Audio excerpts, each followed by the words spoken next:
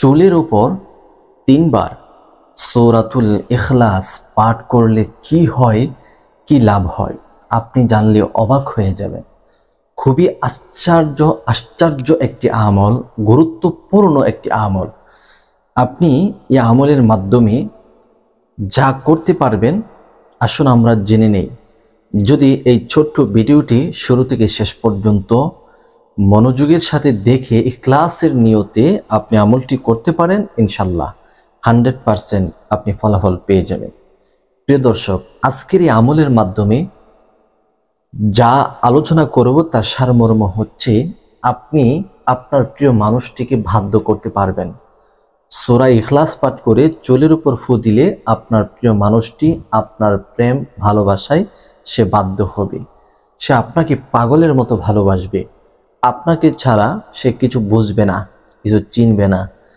আপনাকেই সে শুধু চিনবে, ভালোবাসবে ভালোবাসার ক্ষেত্রে।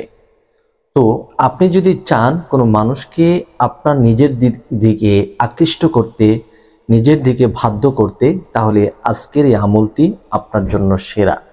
আপনি করেই দেখুন, কি ফলাফল যে আপনি পেয়ে যাবেন, আপনি অবাক হয়ে যাবেন। এই আমলটি করার জন্য সর্বপ্রথম আপনাকে পবিত্রতা অর্জন করে নিতে হবে। আপনি ভালোভাবে ওযু করে নেবেন, ভালোভাবে পবিত্রতা অর্জন করে 3 বার ইস্তেগফার পড়ে নেবেন। আস্তাগফিরুল্লাহ রাব্বি মিন কুল্লি যামবি ওয়া আতুবু ইলাইহি। আস্তাগফিরুল্লাহ রাব্বি মিন কুল্লি যামবি ওয়া আতুবু ইলাইহি। আস্তাগফিরুল্লাহ রাব্বি মিন কুল্লি যামবি ওয়া আতুবু ইলাইহি।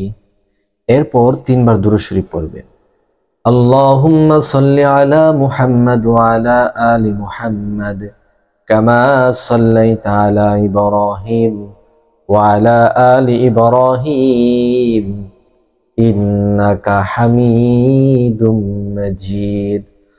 আল্লাহুম্মা বারিক আলা মুহাম্মাদ ওয়া আলা আলি মুহাম্মাদ কামা বারাকতা আলা ইব্রাহিম ওয়া আলা আলি ইব্রাহিম ইন্নাকা হামিদুম মাজিদ। 3 বার ইস্তেগফার, 3 বার দুরুদে ইব্রাহিম পাঠ করা কমপ্লিট হয়ে গেলে আপনি চুল হাতে নেবেন। মাথার চুল হোক, মেয়ে মানুষ হলে তার মাথার চুল নেবেন, পুরুষ হলে মাথার চুল অথবা দাড়ি নিতে পারেন। নিয়ে আপনি এটা হাতে রেখে সূরাতুল ইখলাস পড়বেন। আউযু বিল্লাহি মিনাশ শাইতানির রাজিম। বিসমিল্লাহির রহমানির রহিম। কুল হুয়াল্লাহু আহাদ আল্লাহুস সামাদ লাম ইয়ালিদ ওয়া লাম ইউলাদ ওয়া লাম ইয়াকুল লাহু কুফুয়ান আহাদ। চুলের উপর একটি ফু দিবেন। আবার পড়বেন বিসমিল্লাহির রহমানির রহিম। কুল হুয়াল্লাহু আহাদ আল্লাহুস সামাদ লাম ইয়ালিদ ওয়া লাম ইউলাদ ওয়া লাম ইয়াকুল লাহু কুফুয়ান আহাদ। চুলের উপর আরো একটি ফু। আবার পড়বেন বিসমিল্লাহির রহমানির রহিম। কুল হুয়াল্লাহু আহাদ আল্লাহুস সামাদ লাম ইয়ালিদ ওয়া লাম ইউলাদ ওয়া লাম ইয়াকুল লাহু কুফুয়ান আহাদ। চুলের উপর আরো একটি ফু দিবেন। এরকম ভাবে 3 বার সূরাতুল ইখলাস পাঠ করে নেবেন। 3টি ফু চুলের উপর দেওয়ার পরে 3 বার দুরূদ শরীফ পড়বেন। সাল্লাল্লাহু আলাইহি ওয়াসাল্লাম, সাল্লাল্লাহু আলাইহি ওয়াসাল্লাম, সাল্লাল্লাহু আলাইহি ওয়াসাল্লাম। এরপর আপনি চুলের উপর 2টি ফু দিবেন।